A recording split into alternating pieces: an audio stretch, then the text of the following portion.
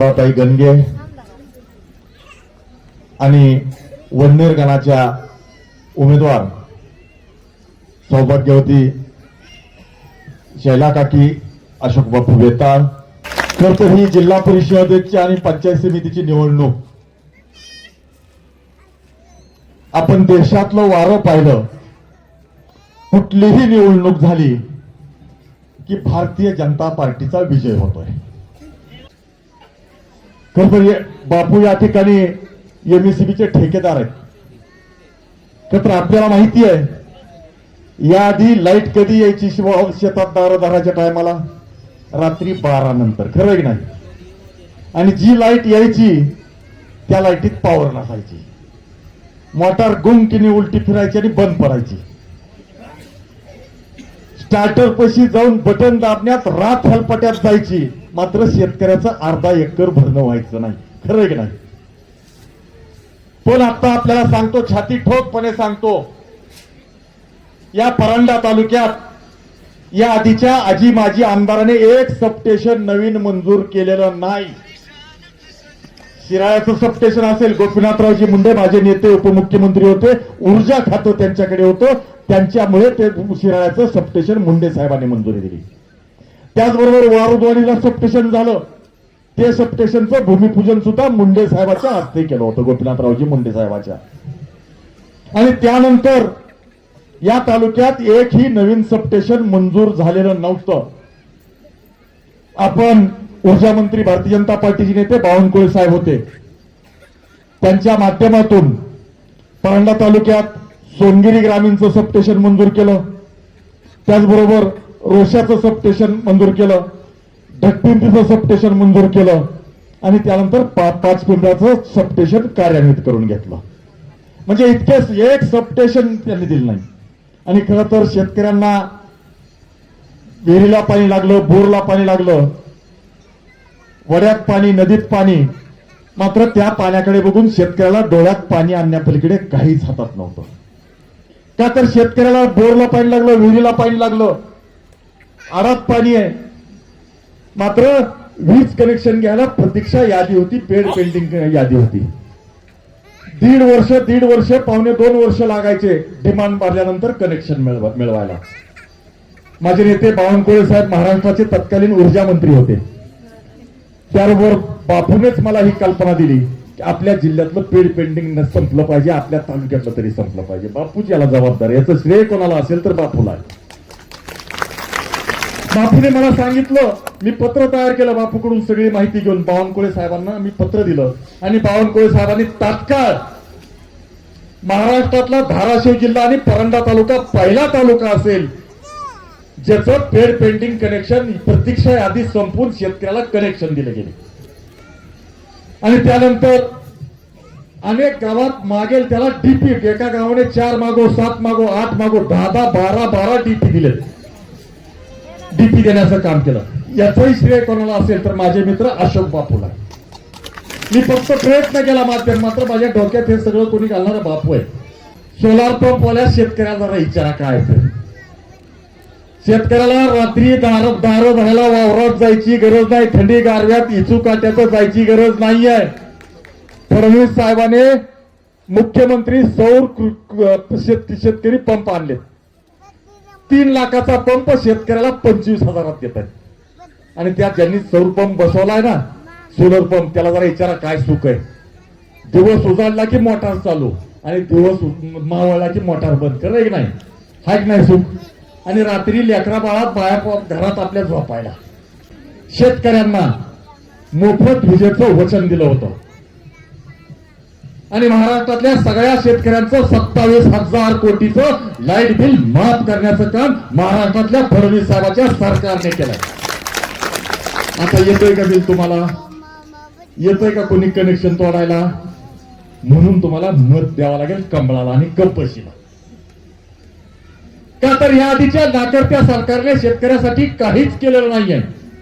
आणि खरं तर नरेंद्र मोदीचं सरकार वर्षाला 12,000 रुपये खात्यावर टाकतंय. थेट जायची गरज आहे का कोणाकडे मागायला, शिफारस करायला? येतात का नाही?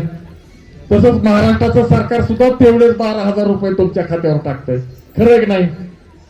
म्हणजे 12,000 रुपये तुमच्या खात्यावर विनासायात बिना कष्टाचे बिना मेहनतीचे येतात का नाही? त्यामुळे तुम्ही कुणाला मत दिलं पाहिजे तुम्ही विचार करा. आणि ही योजना अशीच चालू राहायची असेल तर तुम्हाला कमळाचं आणि कब्बशीचं बटन दाबावंच लागेल. आता दळभद्री पुन्हा दुसरा कुणी आला तर शेतकऱ्याचे याच्या आधी काय हाल होते मला माहिती आहे.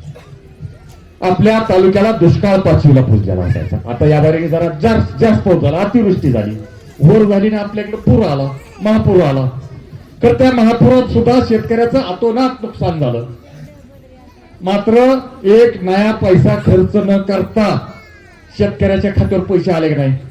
आले. इमानदारीने सांगा कोणाकोणाचे आले, हात वर करा बरं. याच्या आधी कसं होतं?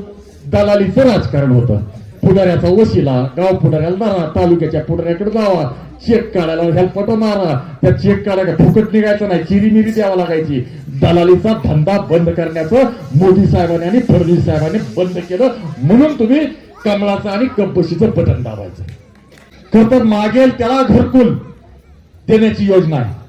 आता परत एक सर्वे झालाय आणि मी तुम्हाला शब्द देतो, या दोन्ही आमच्या उमेदवारांना भरभरून या गावातून मताधिक्य द्या. या गावाला मागेल तेवढे पाहिजे तेवढे घरकुल देण्याची जबाबदारी मी घेतो. भारतीय जनता पार्टीचे आमचे सगळे पदाधिकारी घेतील. खरं तर याच्या आधी कसं होतं? घरकुल यायचे 5, मागणारे असायचे 50. मग पुढाऱ्याच्या मागे फिरा, सरपंचाच्या मागे लागा, वशिला लावा, चिरीमिरी द्या, दलाली द्या, तेव्हा घरकुल मिळायचं. पण आता 1 रुपया नया पैसा न देता घरकुल मिळतं की नाही? आणि आता आवर पिंपरी गावातले जेवढे प्रस्ताव ऑनलाईन झाले असतील त्या 100% लाभधारक पात्रांना 100% लोकांना घरकुल देण्याची जबाबदारी माझी आहे. ही जबाबदारी घेतो मी. राजकारणात जरी असलो तरी जे बोलतो ते करतो आणि जे करतो तेच सांगतो. फुकटच्या मोठ्या मोठ्या आश्वासनं देत नाही. कुठे विमानतळ बांधीन म्हणलंय, विधानसभेच्या निवडणुकीत म्हणलंय, माहिती असेल, तुम्ही वाचलं बी असेल, ऐकलं बी असेल, बुमला विमानतळ करतो म्हणलं. अजून तर लई मोठ्या मोठ्या गप्पा मारतय. त्यामुळे बाबांनो, असल्या भूलतापाला तुम्ही बळी पडू नका. ज्याने इमानदारीने तुमच्यासाठी काहीतरी केलंय त्याला आशीर्वाद द्या. तर घरकुल बांधायचं म्हटलं तर त्याला वाळू लागते.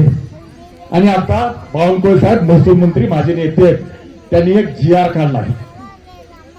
ज्या घरकुला ज्यांना कुणाला घर बांधायचंय त्याला वाळू मोफत 5 ब्रास वाळू मोफत देण्याचा निर्णय केला. आणि इतकंच नाही तर ज्या कुणाला खाजगी आपल्या जागेत घरं बांधायची आहेत त्यांना सुद्धा 5 ब्रास वाळू तहसीलदारकडे अर्ज केला, त्याला विनासायास बिन पैसे रॉयल्टी भरावी लागणार नाही.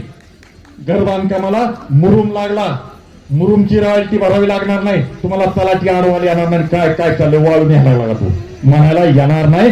म्हणला तर सुजित ठाकूरला अर्ध्या रात्री फोन करा, सुजित ठाकूर तुमच्यासाठी हजर आहे. फक्त याच्यासाठी काय करावं लागेल? एक कमळाचं आणि एक कब्बशीचं बटन दाबावं लागेल.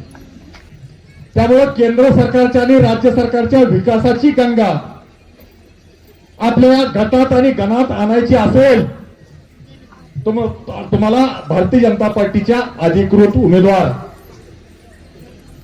माझ्या भगिनी पूजाताई शिंदे यांच्या पुढचं कमळाचं बटन दाबावंच लागेल. आणि आपल्या या वन्नेर गणातील उमेदवार आहेत माझे मित्र. खरं तर अशोक बापूला काय निवडणूक लढायची गरज होती का? काय बंद पडलंय तुम्ही सांगा. अशोक बापूला तिथं काय मिळवायला जायचंय का? सांगा ना. काय आहे का 2 पैशाची त्याला? त्याच्या कष्टाने वाडवडिलाची सगळ्याची पुण्य आहे. त्याचं कष्ट मेहनत त्याने खूप काही मिळवलंय. त्यामुळे त्याच्यासाठी किरकोळ आहे सगळं. पण आम्ही सगळ्यांनी सांगितलं बापू लढ, आम्ही तुझ्या बरोबर आहे. बापूची इच्छा नव्हती. बापूला आम्ही सांगितलं लढ तू बापू, का तर चांगल्या माणसाने सुद्धा याच्यात आलं पाहिजे. त्यामुळे तुम्ही निश्चिंत राहा. या गटाची गणाची कायापालट करण्याची सगळ्या कामाची हमी जबाबदारी मी घेतो. पालकत्व घेतो या गटाचं आणि गणाचं. फक्त तुम्ही एवढंच करा. तुमचं कुठलंच व्यक्तिगत असेल सार्वजनिक असेल कुठलंच काम तुमचं आणणार नाही. कधीही मला फोन करा, मी 100% लोकांचे फोन घेतो. नसलेले सुद्धा कॉल घेतो. नाही घेतलो, कार्यक्रमात असलो, मीटिंग मध्ये असलो, नाही घेतला फोन तर फ्री झाल्यावर सगळ्याला कॉल बॅक करतो, माघारी फोन करतो. त्यामुळे तुम्ही मला कधीही माझा नंबर तुम्हाला कुठेच मिळेल, बऱ्याच जणांकडे आहे. त्यामुळे कुठल्याही कामासाठी मला धरा, मी तुमचा उमेदवार आहे. बस अजून काय सांगू. हे मत तुम्ही दिलेलं कमळाला आणि कपशीला दिलेलं मत मला येणार आहे, मला येणार आहे आणि फडणवीस साहेबाला जाणार आहे, मोदी साहेबाला जाणार आहे. खरं तर या भागात एक जिल्हा परिषदेचा उमेदवार दांडगावा करतोय मला सांगितलं काही जणांनी. दहशत कशाला त्याची काळजी करता तुम्ही, मी खंबीर आहे की त्याला. मी खडकाला धडका घेत राजकारणात मोठा झालोय. आता तर केंद्रात माझं पंतप्रधान आहे, महाराष्ट्रात माझा मुख्यमंत्री आहे, केंद्रात गृहमंत्री अमित शहा माझा आहे, महाराष्ट्रात गृहमंत्री देवेंद्रजी फडणवीस साहेब माझा आहे, महसूल मंत्री माझा आहे. ग्रामविकास ज्या ग्रामीण भागातल्या सगळ्या योजना आहेत त्या सगळ्या योजना ज्या काही राबवायच्या ग्रामीण भागात ग्रामपंचायतीला येणारा जेवढा काही निधी आहे ते खात्याचे मंत्री भारतीय जनता पार्टीचे जयकुमार भाऊ गोरे, ऊर्जा मंत्री फडणवीस साहेब आहेत, त्यांच्याकडे खात आहे मुख्यमंत्र्याकडे. आणि जे काही रस्ते बिस्ते बांधायचे इमारती बांधायच्या त्याचं खातं कुणाकडे माहिती आहे? शिवेंद्रराजे भोसले. ते कुठल्या पक्षाचे? भारतीय जनता पार्टीचे. सगळंच आपल्या हातात आहे, तुम्ही कशाला काळजी करता? त्यामुळे बाबांनो, तुम्ही चुकीच्या उमेदवाराला जर मत दिलं तर आपला विकास खुंटेल. त्यामुळे माझी तुम्हाला कळकळीची विनंती आहे, या दहशतीची काळजी करू नका. आर्य कोणी म्हणलं तर कार्य म्हणायला हातूची ठाकूर आहे, तुमच्या कुणाला केसाला धक्का लागला तर हातूची ठाकूर माझ्याकडे माझ्यावर सोपा सगळं. हा, त्या काळात मी डगलो नाही कुणाला, आणि आता तर सगळं माझं आहे खालपासून वरपर्यंत. त्यामुळे मी आपला अधिक वेळ घेत नाही, फक्त तुम्हाला हात जोडून विनंती करतो, सगळ्यांनी दोन्ही हात वर घेऊन एक शपथ घ्या बरं. दोन्ही हात वर करा सगळ्यांनी. आता इथून उद्या सकाळपासून सगळ्यांनी आपल्या गल्लीतले आपले शेजारी पाजाऱ्याची 10 घरं आपल्याकडे घ्यायची आणि सकाळपासून त्यांच्याकडे घर राहायचं. या कमळ आणि कपशी ही 2 बटणं दाबायला सांगायची. लय मोठं काम आहे का? माझ्या माय माऊलीने लय मोठं काम नाही. तर खर तर या गावासाठी मी खूप काही आधी केलेलं आहे. खर तर या गावाच्या आता यावर्षी अतिवृष्टी झाली, पूर आला, त्याच्यामुळे काय खरंच अतिवृष्टीत सुद्धा तुमच्या खात्यावर पैसे आले की नाही सगळ्याच्या, न मागता न तोशिष लावता आले. खर तर मी काल खसापुरी त्या भागात होतो सभेला, तिथं असंच विचारलं शेतकऱ्याला, खरं सांगा म्हणलं मामा किती आलेत इमानदारीने सांगा. तर ती मला ठाकूर साहेब खरं सांगू का म्हणला, तुम्हाला टिकल्यापेक्षा जास्त आलेत म्हणला मला पैसे. खरं आहे की नाही? तुम्ही इमानदारीने सांगा. अरे फडणवीस साहेबाचं हे सरकार देणारं सरकार आहे, म्हणून तुम्हाला येत्या 7 तारखेला कमळाचं आणि कपशीचं बटन दाबावं लागेल. शिराळ्याच्या बांधाऱ्याची गेट वाढवायचे असतात, तेव्हा कोण आहे तुम्हाला हक्काचा माणूस? कोण आहे सांगा? राजभाऊ येते, तिथलं दादा गुडी येते, सगळीची मला भेटते, म्हणजे ती गेट टाका, म्हणजे फुगाऱ्याचं पाणी आमच्याकडे येतं आपलं भागतंय. त्यामुळे शिराजे बांधायला गेट एक गोट वाढवला. राजभाऊ पुन्हा मला इथले लोक पुन्हा म्हणजे अजून एक वाढवावं लागतंय मागच्या वर्षी म्हणलं, पुन्हा दुसरा गेट अधिकाऱ्याला सांगून मला मी मंत्र्याला बोलतो, माझं अधिकारी म्हणजे अडचण आहे नाही. मी म्हणलं मंत्र्याला SMS टाकला, एका SMS वर जलसंपदा मंत्र्यांनी ते गेट टाकायला लावले. गेट वाढवलं की आपल्याकडे आपलं भागतंय की नाही? त्याच्यामुळे तुमची सगळी पुढची हानी माझी ना. तुम्ही कशाला काळजी करता? तुम्ही काळजी करा ती आपल्या उद्याच्या भवितव्याची, तुमच्या उद्याच्या उज्ज्वल भवितव्यासाठी तुम्हाला येत्या 7 तारखेला कमळाच्या पुढचं आणि कपशीच्या पुढचं बटन दाबावंच लागणार आहे. आणि खर तर या गावात मी याआधी सुद्धा 2 सभागृह दिलेत. होय, कुठे आहेत? एक आंबाबाईला 2 दिलेत, आणि रस्ते गावातले सिमेंट. आता ज्याचा माणूस आमदाराचा हाय त्याने तरी एवढं काही केलंय का? तुम्ही बघा, तुम्ही इमानदारीने विचार करा. जी करणार आहे, ज्याच्या हातात आहे, जी करतोय त्याला साथ द्या, एवढीच माझी विनंती आहे. सगळ्यांनी निश्चय केल्याप्रमाणे पुन्हा एकदा जरा हात वर करा, पण मला विश्वास पटेल. का तर ही लढाई या उमेदवारांची नाही, माझ्या पूजाताईची नाही, शैलाताईची नाही, गंगेताईची नाही, ही लढाई तुमची आहे. त्यामुळे उद्यापासून आपण सगळे स्वतः उमेदवार आहे समजून आपल्या गावातल्या गल्लीतल्या 10-5 घरात जावा आणि त्याला सांगा कमळाला कशासाठी करावं लागतंय, कपशीला कशासाठी करावं लागतंय. त्यामुळं तुमच्या ज्या काही अडचणी असतील, प्रश्न असतील, आता परंडा तालुक्यात आणखीन 2 सबस्टेशन आपण मंजूर करून आणले, एक खसापुरीला आणि एक टाकमुरवाडीला. बापू बरोबर आहे का? 2 सबस्टेशन मंजूर केलं. आणि तुमच्याही भागातले लोक मला म्हणतात, तुमच्याही भागातलं म्हणते द्या निवडून करतो, दोन्ही आले पाहिजे, दोन्ही शिक्के बराबर इंचरले पाहिजे. तुमच्या भागात सुद्धा स्वतंत्र सबस्टेशन करायची जबाबदारी मी घेतो. तर त्यामुळं कमळ आणि कपबशी नाव बघू नका, उमेदवार बघू नका, काही बघू नका. सकाळी उठल्या उठल्या खर तर लक्ष्मी कशावर येते तुम्हाला माहिती आहे? कशावर येते? हातावर येते का? घड्याळात येते का? बाणातून येते का? कशात येते? माझ्या माय माऊलीला कशावर बसून येते मग लक्ष्मी? बघा, माझ्या माय माऊलीला माहिती आहे. आपल्या भागात आपल्या घरात लक्ष्मी नांदायची असेल तर आपला सगळ्यांना कमळाचं बटन दाबावंच लागेल. आणि दुसरं, सकाळी उठलं की काय लागतंय? तोंड धुतलं की चहा प्यायला कप बशी. त्यामुळे तुमचं पुढचं आयुष्य आनंदीमय करायचं असेल, आपल्या पुढच्या पिढीचं भवितव्य उज्ज्वल करायचं असेल तर तुम्हाला त्या सकाळी सकाळी जी कपबशी आपण हातात घेतो त्या कपबशीचं बटन दाबावंच लागेल. आणि खरं तर ज्याचा तर फक्त एकच खुलासा करतो, आज या ठिकाणी बाबासाहेब जाधव भारतीय जनता पार्टीचे नेते, मजूर फेडरेशनचे संचालक नाही तिथं. तुम्ही म्हणताल बाबूशा कसं काय नाही? बाबूशाला एका महत्वाच्या कामाने मी धाराशिवला पाठवलं. त्यामुळे तसं काही कुणी काय म्हणू नका ती कसं काय दिसला नाही. तर काही नाही, ती कामात सक्रियपणे झोकून देऊन काम करते, तुम्हाला सगळ्याला माहिती त्याचं काम. त्यामुळे ते मीच त्याला बाहेर एका कामाने पाठवलेलं आहे. त्यामुळे मी आपल्याला पुन्हा एकदा हात जोडून नम्र विनंती करतो की येत्या 7 तारखेला आपण कमळाच्या पुढचं आणि कपबशीच्या पुढचं बटन दाबून आमच्या या तिन्ही उमेदवारांना प्रचंड मताधिक्याने विजयी करा. तुमच्या सगळ्या विकासाची कामाची हमी पालकत्व म्हटलं तरी चालेल, हा सुजित ठाकूर घेतो. धन्यवाद. जय हिंद, जय भारत.